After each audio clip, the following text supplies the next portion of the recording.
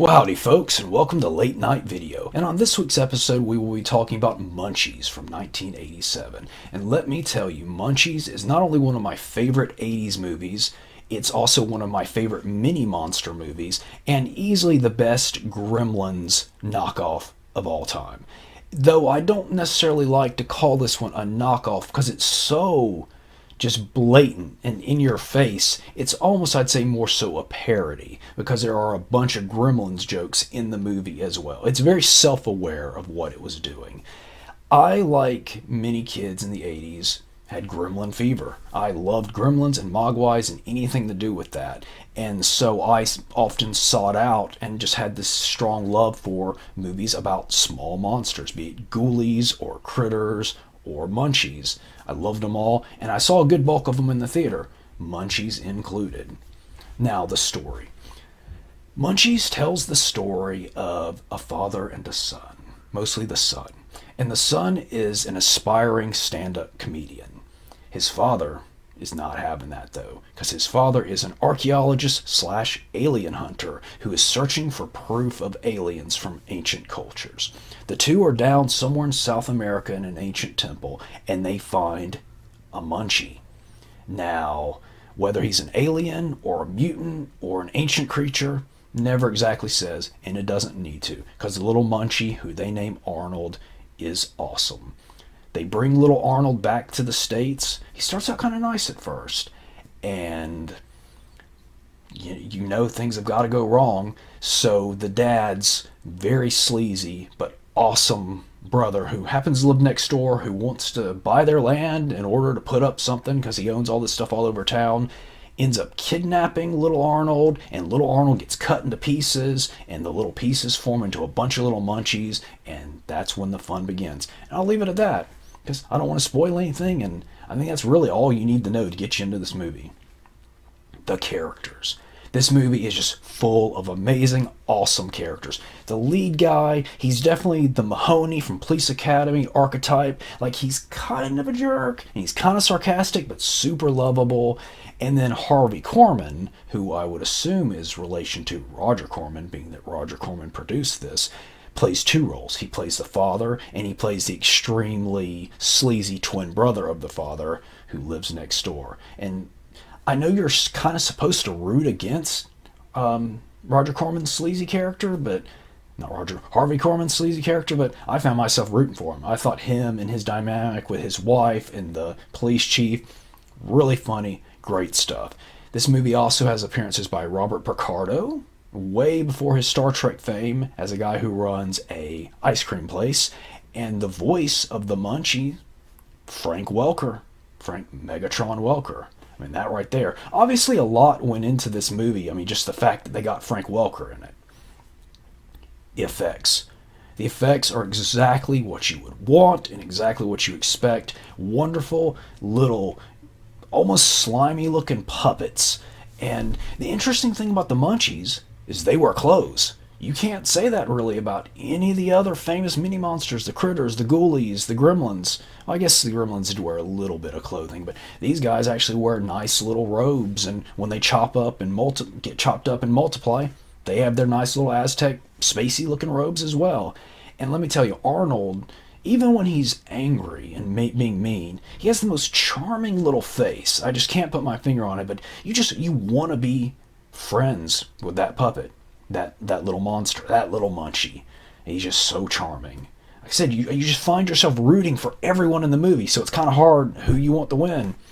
And it's to the movie, and not technically an effect, but it's just full of great filming locations. There's a scene at a putt-putt course. There's a scene in a video store. There's a scene at a fast food restaurant that's almost completely run by little people. It's just very odd, and just it goes with its oddness, and it loves it.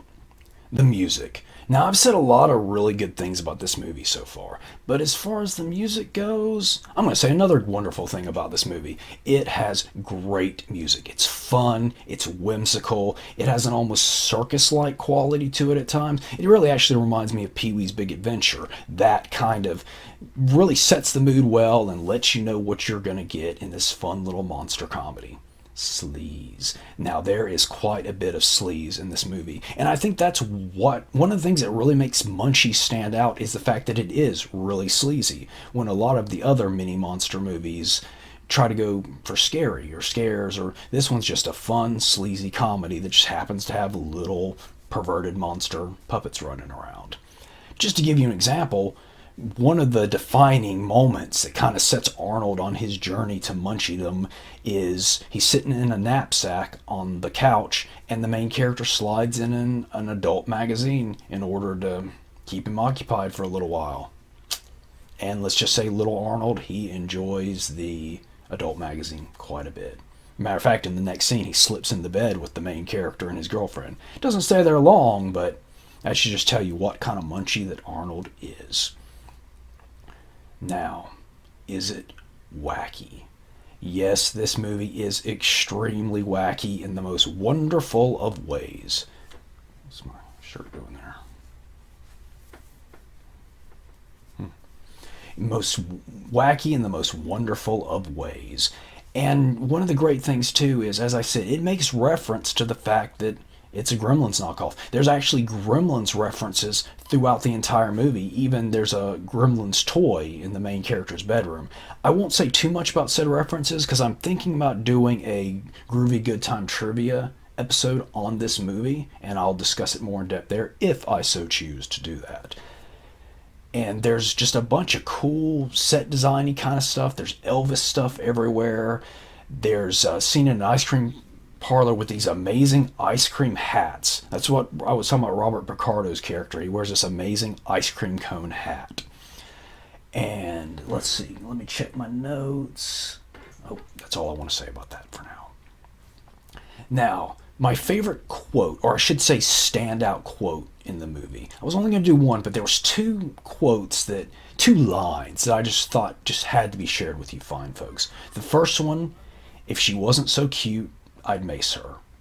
That comes from one of the main characters. And the other, cheese squeeze makes my eyeballs itch. And if you're not sold on this movie yet, I don't know what else to tell you folks. Rating. I give it 4.5 perverted puppets out of 5. This movie, in my opinion, is near perfect. The only thing that takes that little percentage off is, as sleazy as it is, there's actually no nudity in the movie. I think it just needed a little bit of toplessness. Doesn't even matter who, just some toplessness. I think would have just taken it, put it to the 5-star mark. Because as I said, it's a sleazy concept, and the Munchies themselves, their whole motivation is they like women. They're riding around, they want to find them some hot women. Not kidding. So you just think there would have just been a little bit, just a sliver of toplessness. But other than that, again, 4.5, maybe even more than 4.5. What's the fraction? I've never been good at fractions. Between and a half and a whole. Whatever that guy is. We'll give 4 and a that guy perverted puppets out of 5. Highly recommend this movie. I don't know its availability currently, but just find it in whatever way you can. Well, that's all the time we have for this week. Thanks for watching, and keep it wacky. Wow. The music. The music is... There was a strange beep. I wonder where that came from.